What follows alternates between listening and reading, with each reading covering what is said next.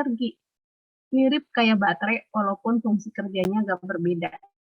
Ya, strukturnya berbeda banget ya antara baterai dan kapasitor. Tapi fungsinya sama-sama untuk menyimpan energi. Nah, makanya sekarang diciptakanlah yang namanya power bank, teman-teman. Nah, zaman ibu belum ada power bank, itu tahun berapa? 2000. Ibu tahun 2004 ya. 2004 tuh belum ada power bank, belum marak seperti sekarang. Ada mungkin ya, yang punya duit, harganya juga mahal. Nah, dulu waktu itu kami masih percobaan bikin yang namanya kapasitor yang sebesar ini, ya, dibikin secara disusun dalam suatu elemen elektronika. Lalu kita simpan energi di situ dalam bentuk percobaan waktu itu. Ingat banget percobaannya adalah percobaan elektronika. Pelajaran elektronika lanjutan waktu itu di tingkat 3. Tapi sekarang bentuk seperti itu ternyata dulu kita punya ide gimana kalau kita bikin bikin alat yang untuk menyimpan yang namanya energi, bisa dibawa-bawa nih nanti kayak gitu. Ya, ternyata berlanjut berapa tahun setelah itu muncul marak yang namanya power bank. Sekarang bahkan power bank itu tipis ya teman-teman. Dulu masih besar-besar, bayangkan kapasitornya aja besar seperti ini. Sekarang makin kecil teman-teman. Nah, inilah urutan bentuknya kapasitor zaman saya segini. Terus sekarang makin kecil dan akhirnya muncul yang namanya power bank. Teman-teman punya pasti di rumah ada yang punya, kayaknya kalau punya handphone biasanya udah sepaket sama power bank. Ya. Nah, inilah teman-teman bentuk dari kapasitor yang ada di pasaran. Nah, mediumnya berbeda-beda, membuatnya berbeda-beda, tapi prinsip dasarnya adalah sama. Si listrik tadi disimpan dalam satu muatan lempeng yang dia bersifat positif, yang satunya bersifat negatif. Makanya ada dua kutub di sini. Seperti ini. Kan ada dua seperti ini, selalu seperti ini. Karena dia beda. Oke, itu sekilas info tentang kapasitor. Karena biar teman-teman tahu apaan sih, mau ngomongin apa sih kapasitor itu, wujud kehidupan seperti apa, seperti itu ya teman-teman. Nah, ini kapasitor yang ada di pasaran. Ini dia memiliki nilai tetap. Ya, ada kapasitor keramik, berarti dibuatnya dari keramik. Ya, kapasitor polyester, berarti mediumnya itu polyester. Kertas, ada mika, ada elektrolit, ada tantalum. Lambangnya, teman-teman, lambang dari kapasitor tuh umumnya seperti ini.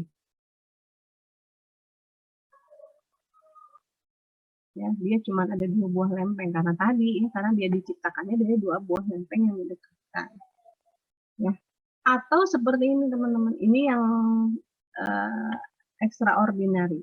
Ini kan ordinary, nah ini extraordinary. Bentuknya seperti ini.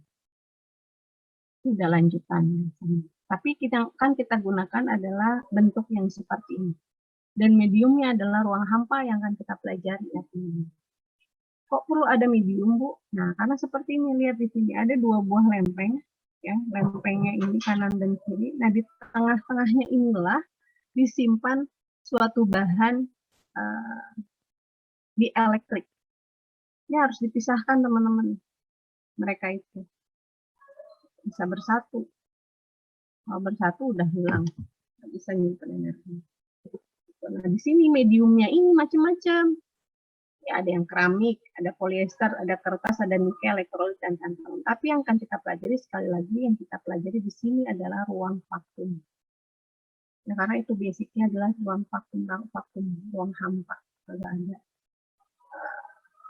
udara. Oke. Nah, kita akan lebih sederhanakan lagi bentuk si kapasitor seperti ini. Ya, tadi lihat dari yang ribet, terus ke sini, ya, terus ke sini. Nah, ini pandangan kapasitor lebih sederhana lagi, teman-teman. Jadi ada 2 buah lempeng di sini, kanan dan kiri. Tiap lempeng dia punya sifat yang berbeda. Nah, misalkan yang lempeng ini kuat, dia sifatnya adalah positif, muatannya positif, ini muatannya negatif. Nah, ini lempengnya, dia punya area, namanya adalah A, dan dia diberi jarak sebesar D. Nah, ini kalau tampak pinggir ya. Nah, kalau tampak depan, seperti ini kurang lebih. Positif, negatif. Nah, seperti ini. Ini ada ruangan di sini.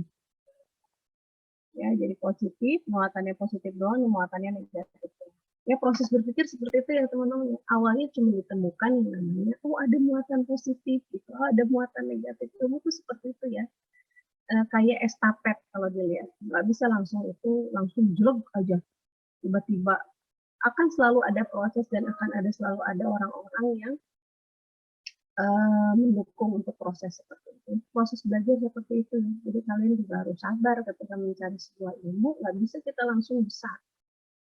Jadi harus ada prosesnya. Kayak nanam tanaman teman-teman. Ilmu itu akan buahnya nanti.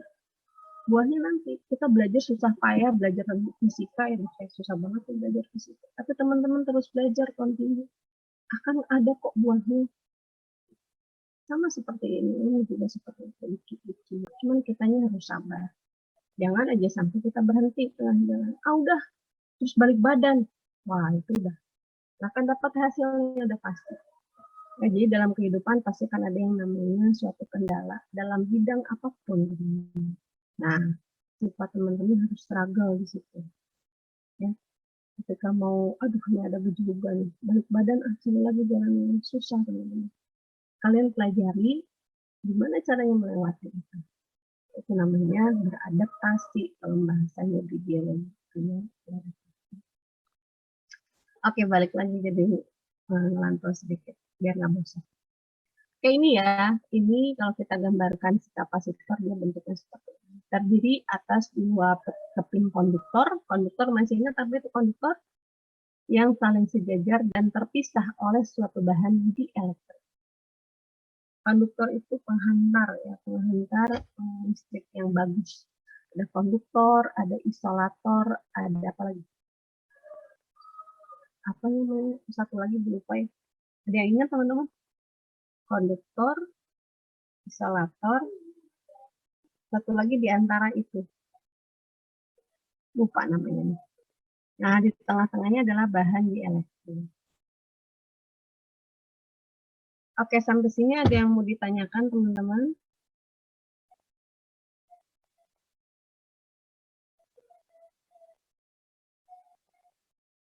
Insya Allah tidak ada, Ibu.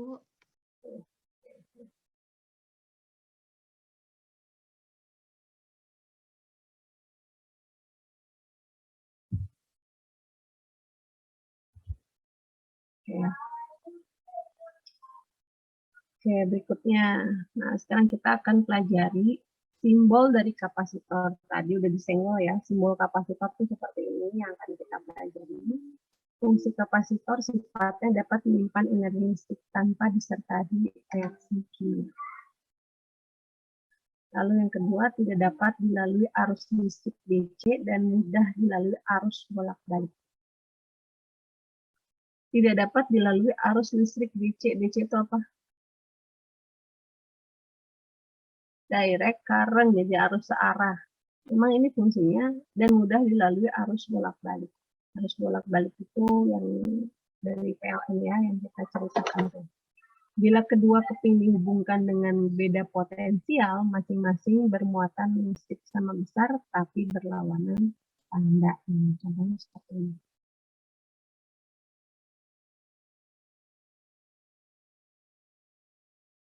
Ya, jadi kalau di sini dipasangin 5 volt, di sini juga akan 5 volt, teman-teman. 10 volt, di sini juga akan 10. Jadi ya, untuk menyimpan. Nah, tiap kapasitor dia punya sifatnya, dia punya kapasitasnya masing-masing. Namanya kapasitas kapasitor. Jadi tiap kapasitor punya kapasitasnya. Ya, jadi apa sih kapasitas kapasitor? Itu lambangnya itu adalah C. Ya, satuannya adalah farad. Jadi dia kemampuan kapasitor untuk menyimpan muatan listrik. Nah, secara matematis dapat dirumuskan seperti ini, teman-teman. C sama dengan Q dibagi dengan V. Q ini adalah muatan listrik, ya masing-masing keping, dibagi dengan V. V-nya itu adalah beda potensial listrik antara keping. Ya. Maka si kapasitor itu bisa dihitung kapasitas kapasitornya. C sama dengan Q per V. Nah, tadi disebut ada yang namanya kapasitas kapasitor ya. C. Kalau Q itu satuannya apa teman-teman masih ingat Q? Ayo, satuannya apa Q? Kolom bukan? Iya, betul. Kolom ya. Kan si muatannya Q itu ya. Itu beda potensial, C adalah kapasitas kapasitor. Itu besaran pertama. Lalu kapasitor itu punya apa lagi? Selain kapasitas kapasitor, ada yang namanya kuat medan listriknya, teman-teman. Kok ada kuat medan listrik? Iya, karena di sini kan kita udah belajar yang namanya listrik statis ya. Ketika ada dua muatan yang didekatkan, maka akan timbul yang namanya medan listrik. Bahkan ada yang namanya gaya listrik atau gaya Coulomb. Nah, kalau untuk yang paling dirasakan sih medan listrik ya, karena medan listrik itu kan yang tadi positif itu keluar, negatif itu adalah masuk. Jadi kecenderungannya ini teman-teman mereka tuh seperti ini, dia akan selalu seperti yang positif negatif. Makanya di sini ada di sini yang namanya ditaruh yang namanya bahan dielektrik. Seperti isolator dielektrik itu, tapi yang bisa dipolarisasi.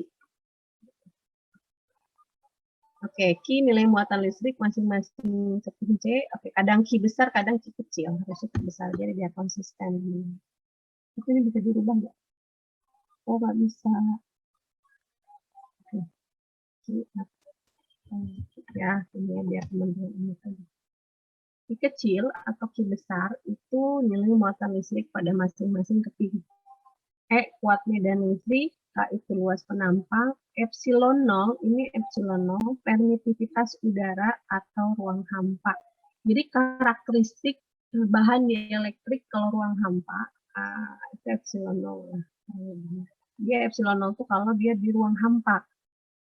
K itu adalah konstanta. Nilainya ini kok disebut konstanta. Bisa.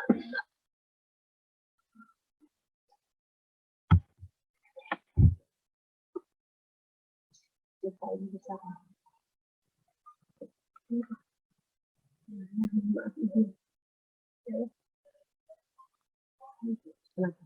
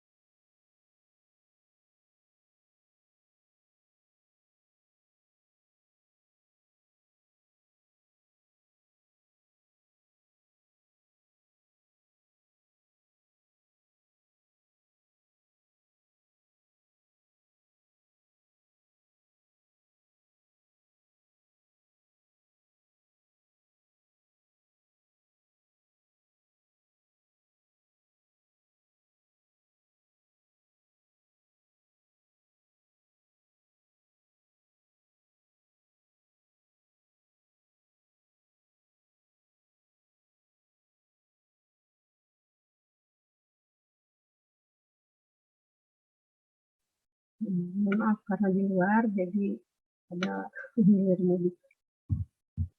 Oke, Kak ini adalah sebuah konstanta ya. Konstantanya itu konstanta Coulomb atau konstanta gaya listrik atau konstanta juga elektrostatik. Ya, nilainya itu 8,9 kali 10 pangkat 9 ya. Ini belum ditulis.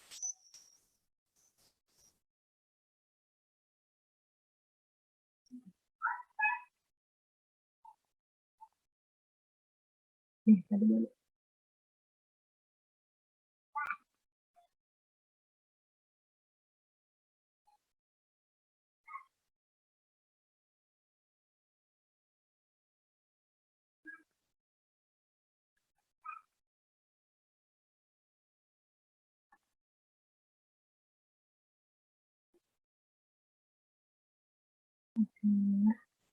Nah,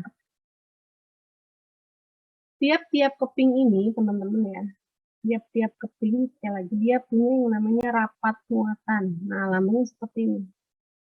Sebenarnya bukan ini lambangnya, tapi gimana ya? Bentar, gue masuk dulu.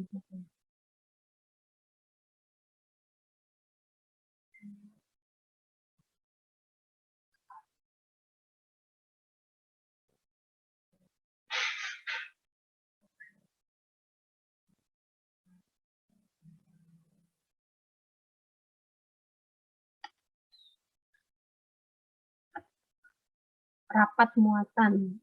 Dia lebih ke nggak ada lambangnya, tapi ada namanya rapat muatan ya. Rapat muatan itu merupakan banyaknya muatan dibagi luas area.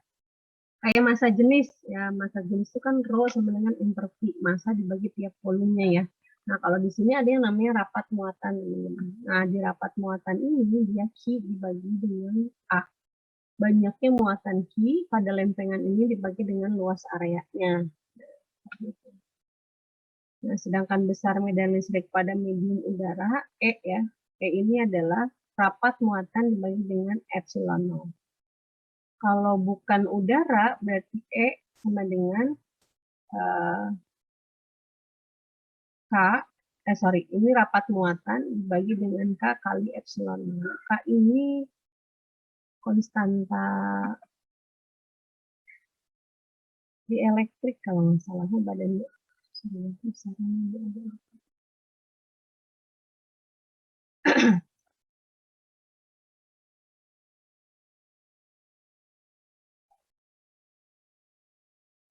nah ini. Jadi tiap benda berbeda-beda ternyata, mohon maaf. Jadi konstanta di elektriknya ini apa nih? Ketukar sama konstanta gaya kolom. Nah, gitu ya. Ini konstanta di elektriknya itu berapa? Ini beda-beda bahannya, tiap benda itu beda-beda. Keramik apa itu sesuai dengan informasi nanti yang diinformasikan sesuai dengan kasus per kasus. Gitu ya. Nah, seperti ini. Sampai sini ada yang mau ditanyakan dulu teman-teman. Jadi tadi besarannya itu yang pertama itu adalah tadi kapasitas kapasitor. Yaitu besaran pertama yang ada di kapasitor. Yang kedua adalah kuat medan listrik yang ada di kapasitor. Ya. Nah, sebelum itu ada yang namanya rapat muatan. Jadi ada 4 ya teman-teman. Ada 3 ya tadi ya.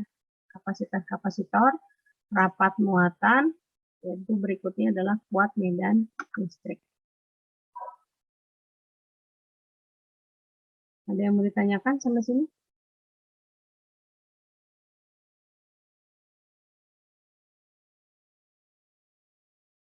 Insya Allah tidak ada Ibu. Semoga nggak tidur nih. Ramah doang. Oke, berikutnya adalah masih di kapasitas kapasitor, ruang hampa atau udara. Ya, basicnya adalah C, Q per V.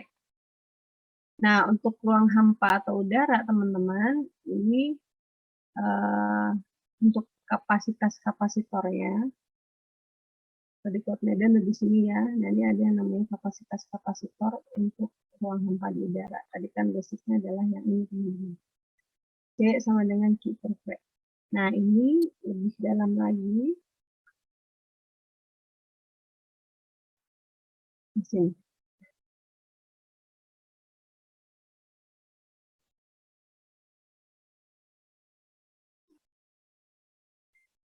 C sama dengan Q per V. Nah, ini penjabarannya, maka di sini kapasitas kapasitor juga bisa dicari menggunakan ini. Ya, tadi kan basicnya C sama dengan Q per V, juga bisa dicari dengan C sama dengan epsilon 0 dikali A dibagi dengan D. Ya, A ini adalah luas penampang, D ini adalah jarak antar si kepingnya ini. Nah, ini biasanya dibulatkan nih, permitivisa udara ke ruang hampa. 8,8 volume per volt meter. Terus masih di kapasitas kapasitor juga, Tadi sama dengan C, sama dengan apa tadi rumusnya? C sama dengan epsilon 0 dikali A per D. Epsilon 0 dikali A per D. Ya, kalau seandainya teman-teman di sini bukan vakum, ruang vakum. Ya, di sini bukan epsilon 0 teman-teman, tapi epsilon doang. Di mana epsilonnya itu adalah epsilon 0 dikali dengan K. K ini adalah konstanta dielektrik tadi yang diinformasikan. Ya, terus gue taunya gimana dong? Dia itu bahan dielektriknya apa? Nah, itu biasanya diinformasikan per kasus. Misalkan keramik dia punya konstanta dielektriknya berapa. Jadi per kasus kalau itu ya. Ya, jadi sekali lagi untuk kapasitas kapasitor C sama dengan Q per V atau juga bisa dicari dengan C sama dengan epsilon 0 dikali A dibagi dengan D. Ya, kalau itu untuk permitivitas ruang hampa 8,8 kali 10 bahkan 15. Tapi kalau bukan ruang hampa, ya seperti ini pakainya epsilonnya bukan epsilon 0 tapi epsilon aja. Tergantung dari konstanta dielektriknya apa. Oke, itu ya, kita baru ngomongin dua aja, tadi kapasitas kapasitor, lalu medan listrik.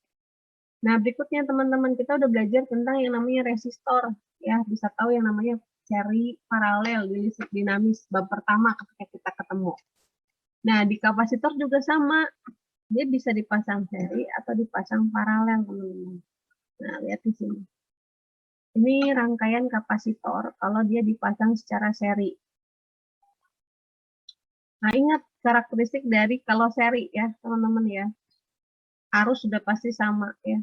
Muatan beda potensial antara kapasitor satu dengan beda potensial dengan kapasitor kedua.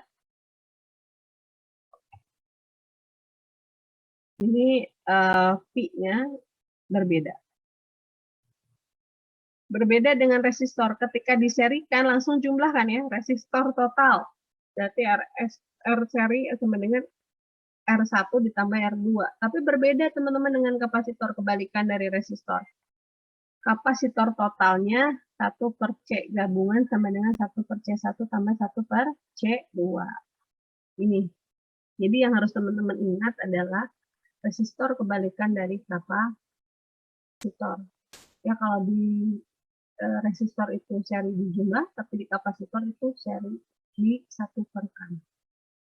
1 per C gabungan tambah 1 per C1 tambah 1 per C2. Kelihatan berarti kalau gitu C gabungan untuk seri itu lebih besar atau lebih kecil teman-teman kalau seperti ini.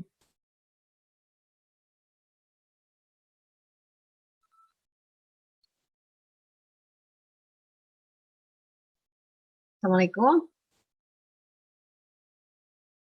Kalau dipasang secara seri, kapasitornya lebih tambah besar atau tambah kecil?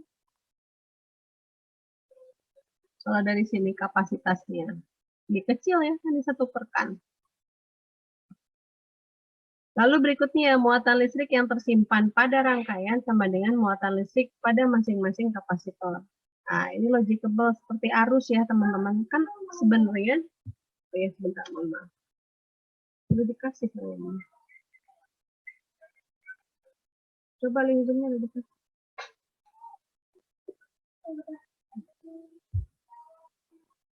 Seperti arus. Arus itu kan sebenarnya penampakan muatan ya, teman-teman. Muatan nggak bisa dilihat, tapi bisa dirasakan lewat mana? Lewat arus.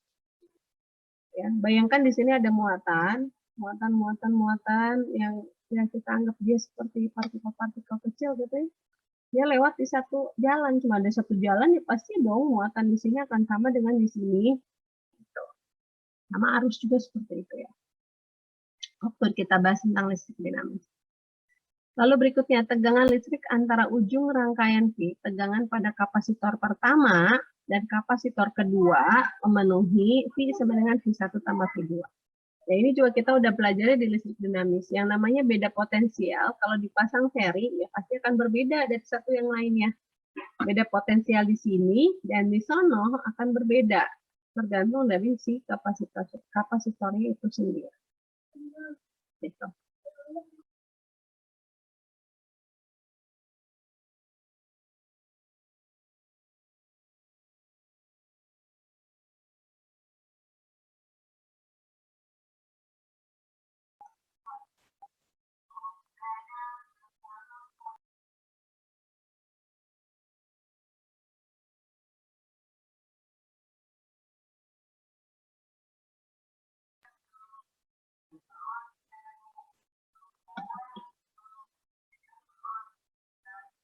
Ya, kalau tegangan, ya tadi ya sama kayak di listrik dinamis ya teman-teman. Tegangan di sini kalau secara seri dan di sana akan berbeda. Maka tegangan total itu sama dengan tegangan total sama dengan jumlah tegangan masing-masing di sini. Sama ya kalau untuk ini dan itu ya. Itu untuk rangkaian seri. Sampai sini ada yang mau ditanyakan?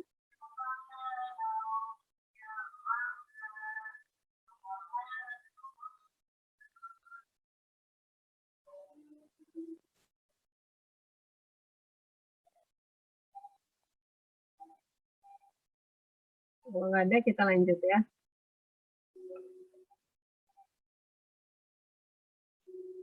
Nah, untuk yang rangkaian seri, ini contohnya.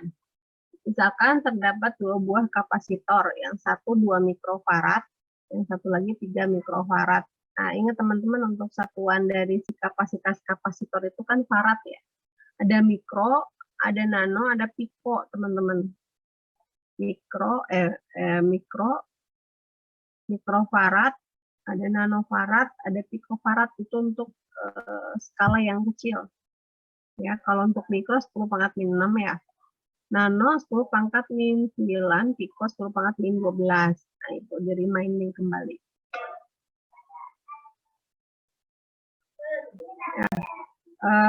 V-nya adalah 6 volt. Maka di sini akan bisa dicari kapasitor gabungan dari kapasitor.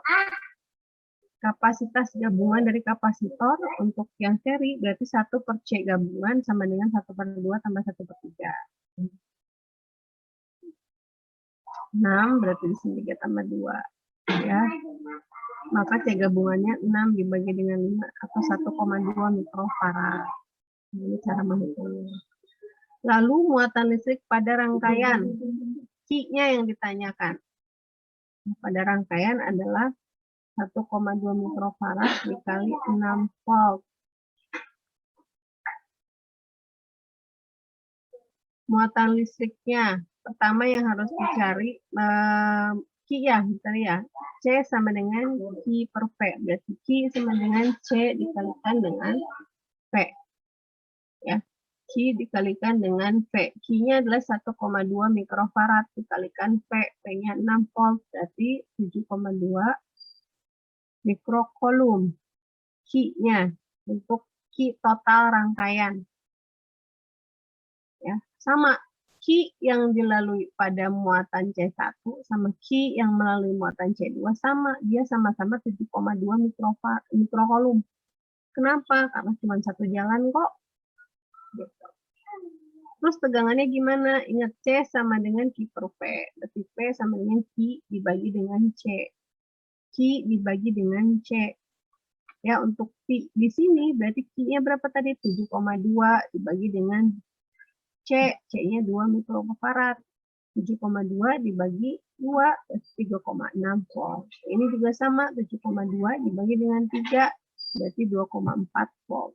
Kan kalau digabung 3,6 tambah 2,4 adalah 6 volt. Oke, itu untuk rangkaian seri ya, teman-teman. Ada yang mau ditanyakan sampai sini? Insya Allah tidak ada, Ibu. Oke.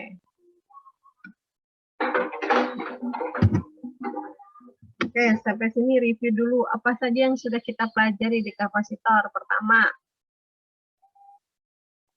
Kapasitas kapasitor. oke, kapasitas kapasitor. Apa formulasinya? Rumusnya, Bu. Ya. C sama dengan Q per V. Oke, C sama dengan Q per V. Ada lagi?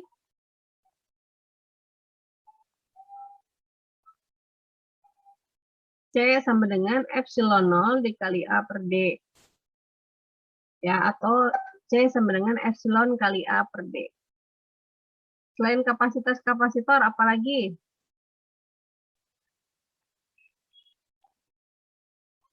Kuat medan listrik. Oke, rangkaian kapasitor seri. Terus tadi apa? Tadi satu lagi?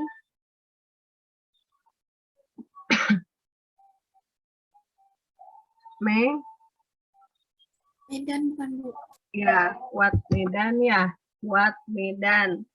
kuat medan tadi kita udah diskusikan sedikit aja. Ini yang kuat medan itu ya. Rapat muatan dibagi dengan epsilon.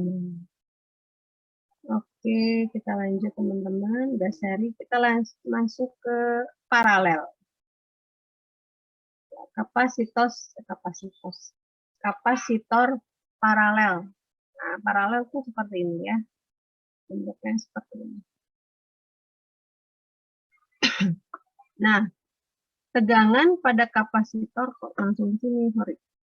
Tegangan pada kapasitor pertama V1, kapasitor kedua V2, dan tegangan sumber masing-masing sama besarnya. Kalau rangkaian seri itu pembagi tegangan, tapi kalau rangkaian paralel itu bukan ya, pembagi arus atau pembagi muatan. Yang harus teman-teman ingat atau note adalah itu. Nah, dia di sini sama di sana sama dengan yang di pusat. Ini kalau tadi udah di sini 6 volt, pasti di sini 6 volt, 6 volt. Gitu. Jadi kayak bikin, kalau kayak kapasitor kayak bikin duplikat ya. Duplikat gitu. Makanya untuk bikin penyimpan energi itu dia dipasangnya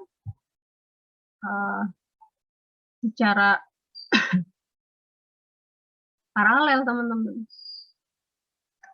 Ya kalau teorinya kan seperti itu. Saya punya sumber tegangan 6 volt.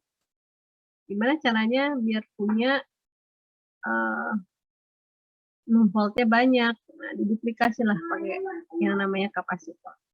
Gitu. Nah, muatan listrik yang tersimpan pada rangkaian memenuhi Q sama dengan Q1 tambah Q2. Ya, seperti informasi sebelumnya, bahwa sekali lagi, muatan itu penampakannya adalah arus. Ya, kita bahas arus di listrik dinamis. Ya kan kalau arus itu kan muatan bergerak ya. Nah, kalau Q di sini dia muatan individunya itu sendiri. Yang diomonginnya itu sendiri. Nah, si Q ini teman-teman, Q yang di sini dan Q yang di sana itu berbeda.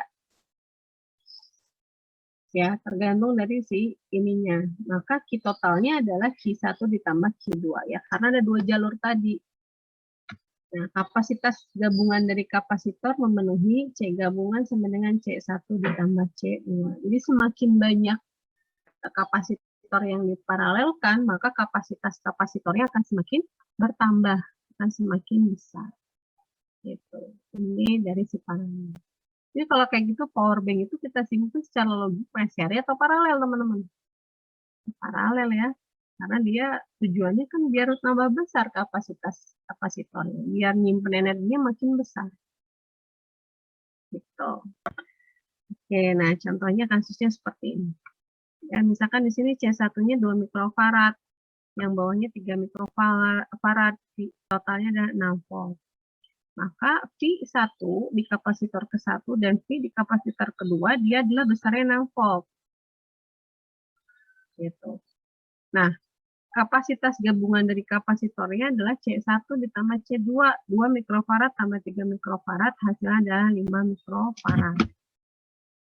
Berbeda ya dengan yang tadi. Di sini dia udah cepatnya ketahuan. Kalau di paralel kan berarti dia tambah besar kapasitas kapasitornya. Lalu 3, muatan listrik yang tersimpan pada rangkaian memenuhi, untuk Q total. C sama dengan Q per V tadi. C sama dengan Q per V. Ya, berarti Q sama dengan C dikalikan dengan V. Q total berarti C gabungan dikali dengan V gabungan. Gabungannya 5 mikrofarad. Ini adalah 6 volt, berarti 30 mikrocoulomb. Q yang ada dalam rangkaian totalnya adalah 30 mikrocoulomb. Berarti Q1 berarti C1 kali V. C1-nya 2 mikrofarad dikali dengan 6 volt. 12 volt. 12 mikrocoulomb untuk yang Q yang berada di sini. Berarti sisanya adalah 30 kurangi 12, yaitu 18 mikrocoulomb. Ya, kurang lebih untuk kapasitor seri dan paralel seperti itu. Ada yang mau ditanyakan teman-teman terkait ini?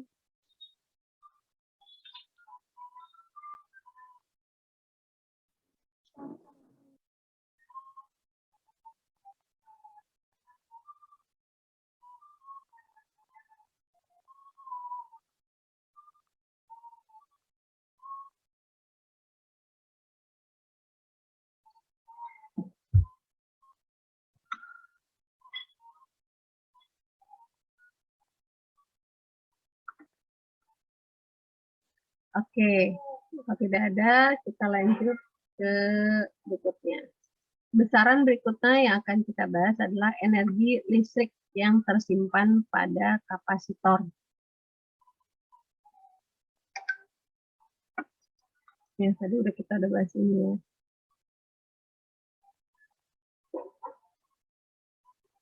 Nah, ini teman-teman yang digunakan oleh manusia itu adalah energi listrik yang tersimpan dalam kapasitor. Ya, ini yang disajikan adalah grafik tegangan V dengan muatan listrik yang tersimpan pada kapasitor. Semakin besar Q-nya, maka dia akan semakin besar juga energinya. Ya, nilai energi listrik yang tersimpan pada kapasitor yang bermuatan listrik Q ini sama dengan luas daerah yang di garis grafik Q dan V. Oke, misalkan teman-teman disajikan grafik V terhadap Q.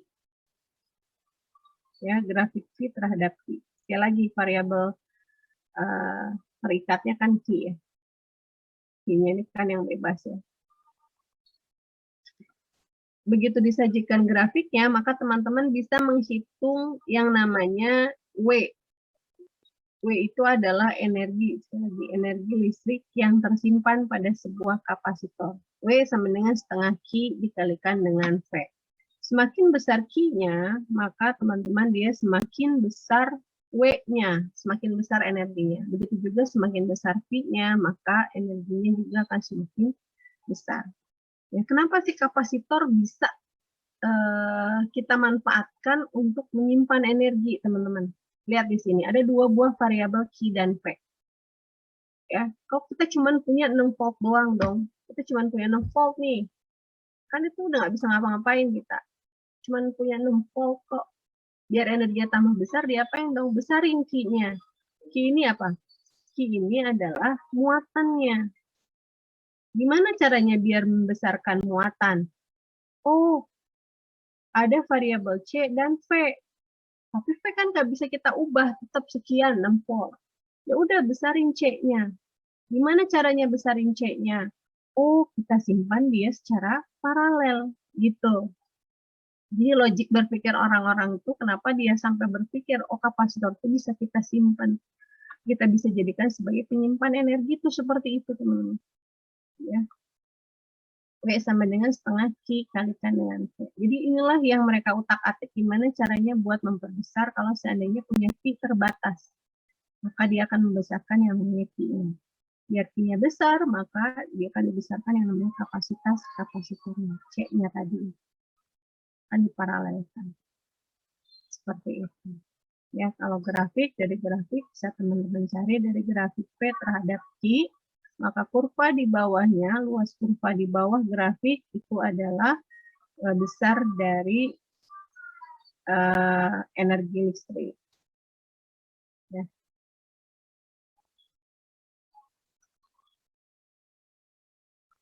Ini rumus basic ini teman-teman bisa diotak-atik karena kita tahu C sama dengan Q per V tadi. Ya, W sama dengan setengah Q per V bisa kita ubah bentuknya karena kita tahu tadi C sama dengan Q dibagi dengan V. Gitu. Nah, seperti ini teman-teman. Bisa diotak-atik ya. Q dikalikan dengan V, maka setengah C kali V. Q-nya kita ubah jadi J kali V, maka bentuknya bisa berubah menjadi seperti ini. Kamu hafalkan satu aja sebenarnya ya, maka sisanya akan bisa kamu turunkan.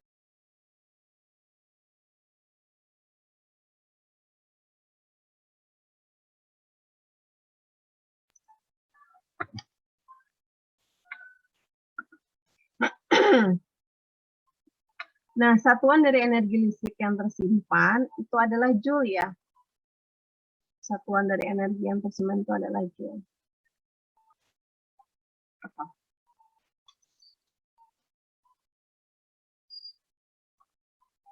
Oke, contoh kasusnya.